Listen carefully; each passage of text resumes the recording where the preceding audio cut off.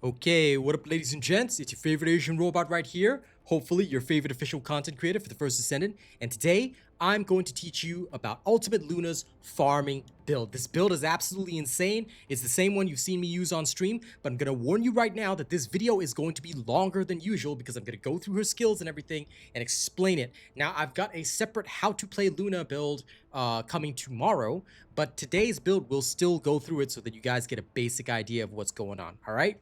Now, before we begin, don't forget to register me as your creator. Link is in the video description. I'd be very grateful to any of you guys who choose to support me as a creator. And also, if you haven't already seen it, you can get your own custom waifu pillow cover from our partnered store, Anime Dakimakura Pillows. Link is in the video description. Please enjoy, all right? Off you go, 2B. Hey, there you go. All right, now, let's get started on this video. Like I said, it's going to be longer, but I will try and go through the explanations as fast as possible. Okay, first and foremost, how do you actually play Ultimate Luna? Now, for this build, we are going to be using the Battlefield Concert Transcendent module, which changes how her skills work. Now, I'm going to walk you through this, but essentially, all right, you have to build up her inspiration gauge by hitting notes, okay? When you hit notes, you will build up her fever gauge, and once it is maximized, you will enter fever time. Fever time allows you to ignore notes and just blast enemies, which you guys would have seen me do on stream. That being said, each of these three buffs has certain effects that you guys are going to want to take note. Okay, I'm going to go through them one at a time.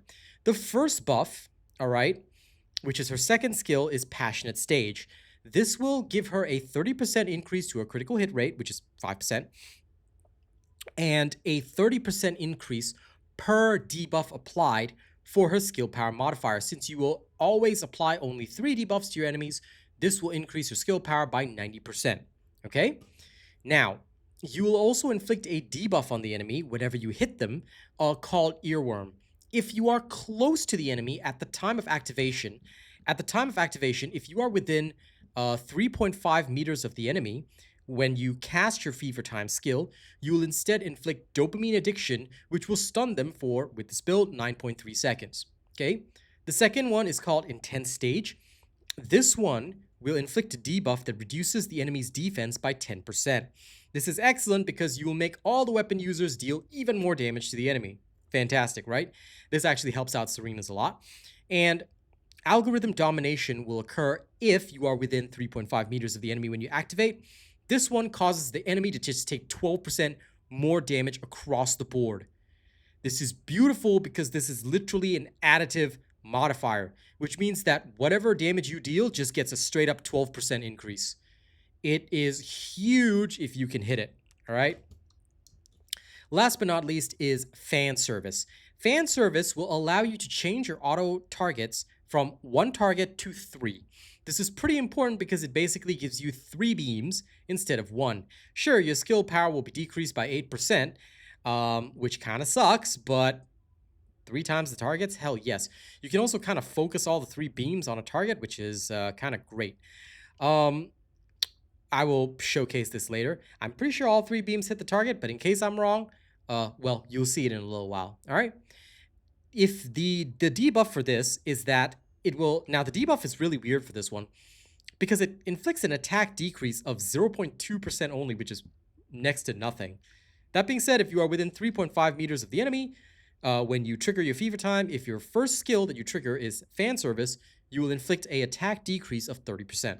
Okay, now the first skill is where she gets on the platform and starts shooting. She gets a 40% movement speed increase. All right, and guess what? It doesn't just take from your skill power, it also takes 30% from your firearm. Hence why for this build, you have to have a really good gun. Okay, if you have a bad gun, it's not gonna work out. Now, let me first demonstrate Ultimate Luna's playstyle before we run through everything. Like I said, this is gonna be a longer video. I do apologize for the length, but we are gonna go through everything.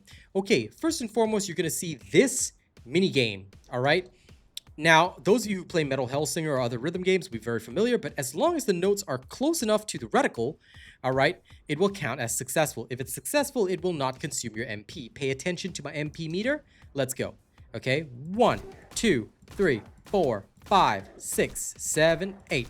1, 2, 3, 4, 5, 6, 7, 8. Okay, notice that I only got 5 fever marks from that. All right. So yeah, you have to hit the note successfully in order for it to have a chance, a 40% chance of giving you one of the bars. All right. You need a total of 8 bars to trigger fever time. All right. Now, I'm just going to trigger fever time, but I'm immediately going to exit and close it out. Okay. Now, let's re-enter. All right. If you just hold down, you will shoot fast, but not all notes will be successful. Only the successful notes will count to this. Unsuccessful notes will consume your MP and will not stand a chance of giving you the custom resource. Okay? So do take note of that. While you can technically ignore the minigame, it's not wise to do so. Try, excuse me, try and hit the minigame and you'll have a much better time.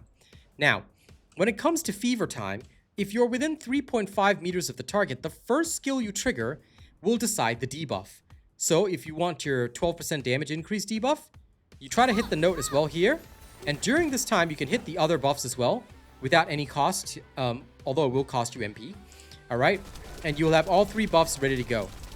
And during this time, not hitting the notes doesn't really matter. Okay?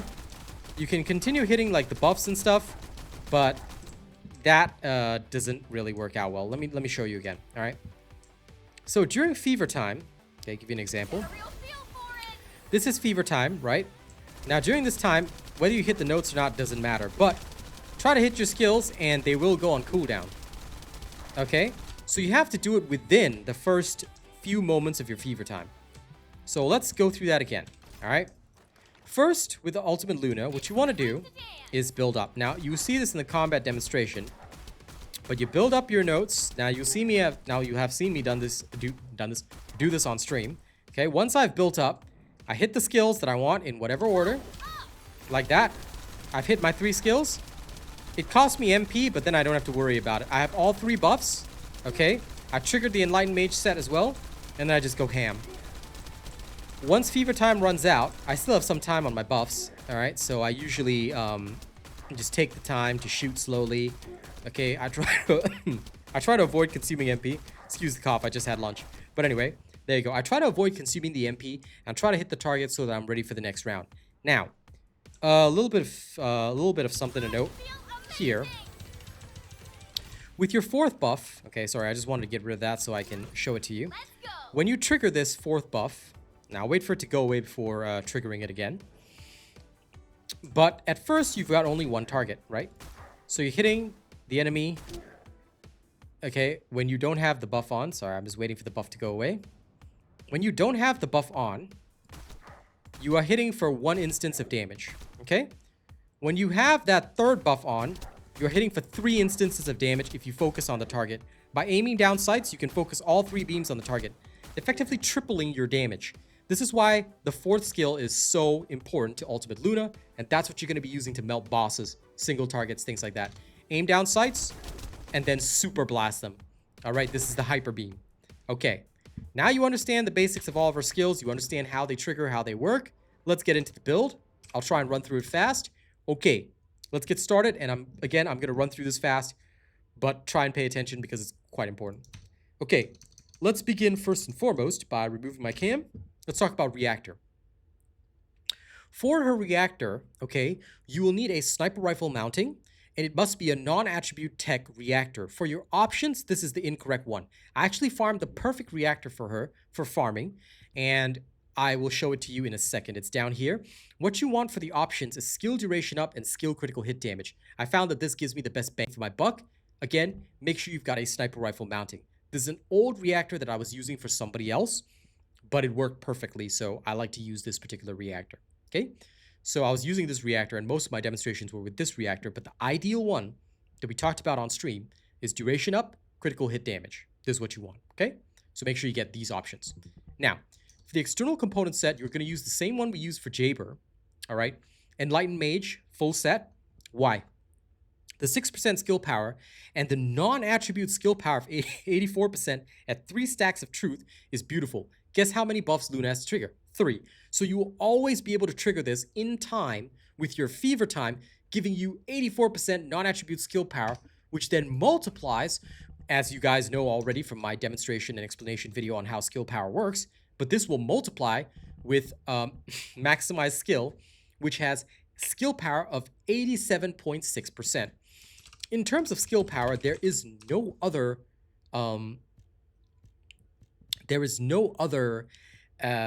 way of increasing skill power alone, okay, that is higher than maximized skill. As far as I know, there is none. These are all the elemental ones. We can ignore that. Okay, there's power increase, which is 65%, but it's not quite as high as maximized skill, although it comes without the penalty, but that's perfectly fine, right? Okay, skill simplification, that's not what we need because we want our MP here. That's why we're using maximized power, FYI. Okay, maximized conservation reduces your skill power. There, like I said, there's no other method. Even the Master Series only increases skill power by 44% and gives you a non-attribute skill power to multiply with, but still not good enough. Like I said, there is no other method of increasing your skill power, okay, in a meaningful way. There isn't. So maximized skill will be used here to multiply together with Enlightened Mage. All right. If anyone can show me any better way of doing it, please let me know. But this is the best multipliers you can have. In terms of your external components, right? The stats are as follows. Here's the auxiliary power stats. Make sure you get exactly this. For the sensor, get exactly this. Okay. For the memory, get exactly this. And for the processor, get exactly this. Take screenshots if you need to. All right. And make sure your rolls are all gold. I have to re-roll both of these, but I'm just been lazy and haven't re-rolled them to gold yet. I have tons of cores, but like I said, lazy. All right. That covers the reactor and external components. Now, big important thing. For farming, you can just use one gun. You don't have to match the element of the enemy or all that kind of bullshit. All right. I know some people be yapping about that. Ignore them. We tested it. In the field, look, why change weapons? You're just fighting farming mobs. You're not fighting a serious Colossus. Now, for the Colossus, element does matter. I'll cover that in my bossing build video. But for farming, you can just make do with one weapon, Piercing Light. Some people have asked me, do I need to level up the unique ability? The answer is actually no, because the unique ability does not benefit the Piercing Light. Okay? The only thing that matters is the stats on the Piercing Light, and here's what you're going to need. I actually built a specific Piercing Light for this with perfect stats. So in terms of the rolls for your Piercing Light, you can either use Chill Attack on the first slot or Firearm Attack. I was lazy to change the Firearm Attack, but I went with Firearm Attack. Chill Attack on the second Xantic slot, and Fire Rate on the third Cerulean slot. Now, you can also go for another Fire Rate core in place of Firearm Attack if you want to. This will actually buff you even more, but I don't have enough green cores yet to reroll that, okay? But the Fire Rate does affect how fast you fire in Fever time. So do take note that 2 Fire Rate cores would be absolutely excellent for your Piercing Light, and you should get that. Now, in terms of the rolls, make sure you've got Firearm Attack, Chill Attack, okay, weak point damage, and bonus Firearm Attack versus Colossus. Because you're also going to use this against Wall Crasher and Colossi that are weak to Chill. All right, so do take note of that. It will be a major benefit to you. Now, last but not least, you are going to have certain mods in this, and we have created a specialized build for this. Okay, this only applies to Luna. All right. Certain mods do not trigger, and certain mods do trigger. Critical hit mods do not actually benefit her firearm damage bonus that she's getting from the weapon. Only weak point, raw firearm attack damage, and the elemental damage counts. So in order to maximize your benefits and gains, rifling reinforcement, rifling reinforcement, action and reaction, chill enhancement, chill priority, weak point sight, weak point detection, special sight. This is because weak point expansion does not work, okay? Charge amplification, fire rate up, of course, and then you can just slot in, say, marksman here, but you can literally slot in anything here. Now, some people prefer to put in, which is the one with firearm attack. It's here, yes. Some people prefer stance stabilizer instead. I say you can go with it if you want. This gun has really, really minimal recoil. But if you want to, you can absolutely include stance stabilizer. The choice is yours. There's no right or wrong answer. but I was just using the marksman, okay? Because all that matters is the bonus firearm attack of 1%. I know it's a really small increase, but why not have it, right? And that is how you build the piercing light. Now, let's talk about Luna's actual modules. Okay, in terms of the farming build, here's what you're going to need. Battlefield Concert is your Transcendent mod. Midair Maneuvering is your sub-attack. Now, Luna does not need any cooldowns as long as you can hit your notes. So please understand that this build is designed for hitting notes. If you cannot play the minigame and hit the notes, put her straight in the bin because it's not going to help you right now. But if you can hit the notes, aha, you're going to have a great time. Okay, here's what you're going to need. In terms of your survival, Battle of Stamina is all you're going to have. Why? Skill duration up. Max HP increase? Good enough. Some people do use increase HP, but I will tell you right now that that's a difficult one to run because skill duration is too important for her. Speaking of that, you're going to need skill extension and maximize duration. Both of these are very important because that will help to buff your skill duration and allow your fever time to go from 8 seconds to 14.8 seconds in this build. All right. Now, there's other things that do increase duration as well, which will be your reactor. So in theory, my fever time should last close to 16 seconds. Close. Okay. Now, the other things you're going to need are 4 crit mods. Skill Insight, Skill Concentration, Emergency Measures, Frontlines. Why? She is a crit character, and she does not have enough crits on her own to reach 100% crit rate. But of course, she hits so fast that it doesn't really matter, right? So, but still, 4 crit modules are important to maximize her damage. Last but not least, you need Maximize Skill and Maximize Power. Maximize Power will increase her skill power modifier. This ups her damage by quite a bit. Maximize Skill will increase her skill power, also upping her damage by quite a bit. Both of these skills increase cooldown by 50%. Therefore, putting the cooldown of her skill at, instead of a cooldown of 10 seconds, it's at 19.3 seconds. That is because I have the reactor with skill cooldown, all right? But essentially, it'll be a 20-second cooldown. So if you miss your skill or you trigger it badly, you're going to have a bad time, all right? So try not to miss your skills. Like I said, the way we do it in the field, you guys have seen it. Just follow that. You'll be okay, all right? I promise you that. Now, the last module we have is Decimator. Decimator is pretty useful in this build because what it will do is that as you defeat enemies, your skill power modifier increases by up to 50%. This, to me, I found was very helpful, and there's a few other modules that I wanted to roll with her that I felt would be consistently helpful to me. If you guys have a better module than Decimator, and you can achieve a faster clear time than me, please, by all means, let me know. But I'm pretty sure Decimator is the best choice, all right? Thank you to Austin as well for your insights. Your friend was pretty much spot on with this. Now, we did come up with this build live on stream, as you guys saw. We did all the testing and stuff, but his friend did come up with the same build after playing through this a lot.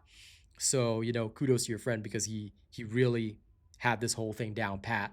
All right, now, that is everything you need for the basics. Let's talk about the rest. In terms of your Inversion Reinforcer, okay, this is my farming setup. I didn't rename the slot, sorry. You don't take a focus round type because it cannot trigger with Luna's skills. So this can be ignored. Instead, what you will take is Focus Boost. Reducing skill cost is good for keeping your MP up. The rest doesn't even benefit that much, but if you want to take this out, you can use whatever else you want. Selective Neurostimulation is a bit more useful than Probabilistic Recovery System because it triggers on a timer, and in case you don't get to pick up any orbs or whatever, this works just fine. However, if you still want it, you can go with Probabilistic Recovery System. The choice is yours. I choose Neurostimulation most of the time. Deploy Hardened Shell is also useful because Luna has poorer survivability with this, so I prefer having Deployed Hardened Shell to reduce her incoming damage by up to 10%. Okay? All right. Now, Arche Tuning. This is her Arche Tuning. We've done it up in a bit of a unique way, but this is the best that we could get. Okay? For her Arche Tuning, I went with as much skill power increase as possible. Why did we go for the additional skill attack versus Colossus? This for bossing as well. This way you can use the same loadout for both bossing and for farming, okay? You don't need any range on here, so we went this way to get the skill power. Then, of course, we got every single thing related to skill, critical hits, and damage. And we went all the way up here. And here, for her mutant cell, we use Arche Maximization. Every time you inflict a debuff on the target, you will grant Arche Maximization to yourself, increasing your skill critical hit rate by a further 33%, which is another 5%, which overall helps her multipliers. I found this to be the most useful. If you find something else useful, feel free to slot it in here, but I love Arche Maximization, and I felt that it was the right choice for Luna. Okay? All right. There you go. That's it for everything in this build. Everything you need has been covered. Let's go and demonstrate this in the field. Now, the finalized testing will happen tonight for the fire rate on Piercing Light. I'm going to go get some cores after this video is done, just so you know. I'm going to go get some cores, and we're going to test the final result for the fire rate. Please expect an update in tomorrow's How to Play Luna video, all right, after the testing is finished tonight, so that we can see what actually gives her the best bang for her buck, okay? So we're going to test that out later tonight once I have enough cores. Now, let's go directly to the Axion Plains. Oh, bugger. Wall crasher spawning, but I have no time. I need to show you guys this instead. So we'll hit up the first crater. It's going to be a private run anyway. Let's go in and play Luna in the field. All right, now you can actually see her in action. And I do apologize for all the coughing and stuff. I was trying to like delay it so I could relax the throat after lunch or whatever, but I know how much this video means to you guys, so I decided, you know what, never mind, I'll just finish this as quickly as possible. Okay, now let's get into it. Now, I will walk you through this as I fight, so pay attention if you guys have never seen the demonstrations. First, you start like that, then start hitting your notes. Now, when the note is you know, hitting in time, make sure you trigger your fourth skill. All right, there you go. Then trigger Fever Time when ready, and off you go.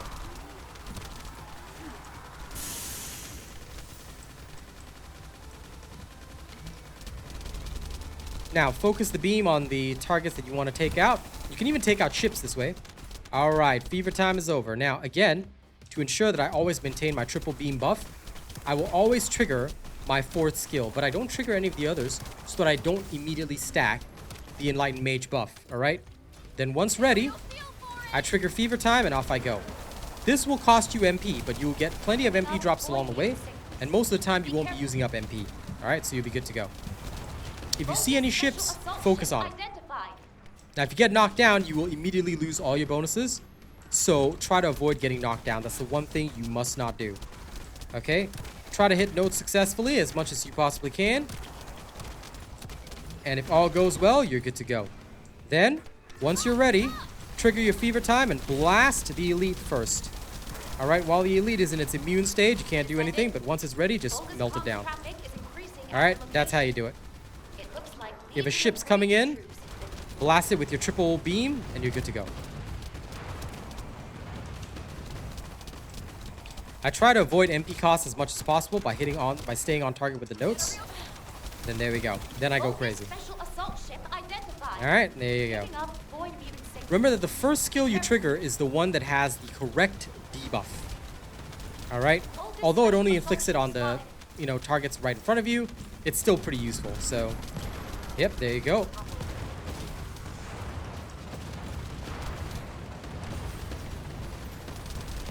Okay. I try to kill the ships before they drop, but sometimes, unfortunately, you can't quite make it. Still, if done correctly, she does take out these ships beautifully, and there you go. That's what I love so much about her. She just does fantastically.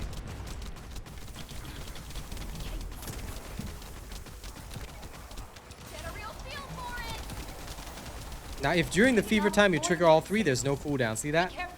Alright. So avoid getting the cooldown on your skills and just go blast.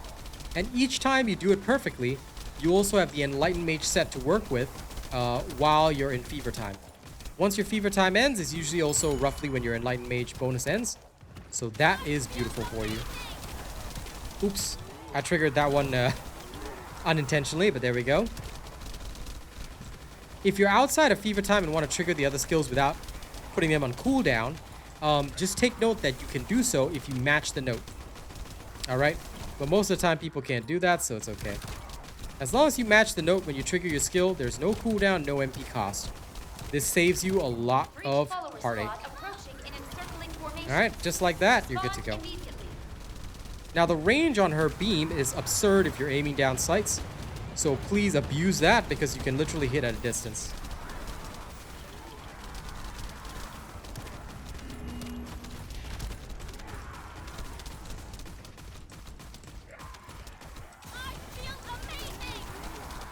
Okay, there we go. Fever time.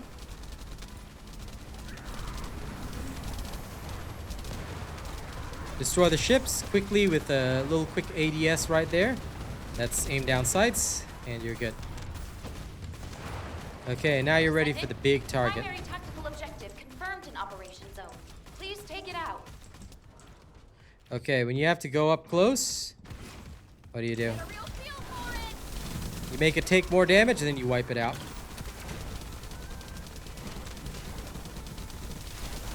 Now this thing is going to bury itself, but once it comes up for air, blast it with a triple beam and you're done. There you go. That's your mission cleared. And that's how you play Ultimate Luna, ladies and gents. Alright, I played a bit slower here, but in general, she can finish missions very, very fast. She is very, very strong. She is very solid. She is one of the best right now, and I'm absolutely loving it. Now, before we carry on, I have to very, very quickly thank all of our top supporters, for September. So thank you very much for watching this video. I hope you guys have had a good time. I hope you guys enjoy Ultimate Luna. She is so strong right now. Here are September's top supporters. Okay, our top tipper is CG Mayhem. Top super chatter is Jody Wilkins. Top super chat list includes Arcane Tower Gaming, Lewis, Adam Edwards, Austin, Sir Tommy should be up there, Baron, Deadly Raver, Eddie, Leroy, Ronnie, everybody. Gabak, thank you so much. All right. Top channel membership gifter is also Jody Wilkins and Sir Tommy. Thank you guys so much. I'll see you guys on the next one. Don't forget to like, share, and subscribe. Don't forget to check out my waifu pillows. And don't forget to support my music on SoundCloud as well. Especially if you like the K-pop I made for Luna. Bye!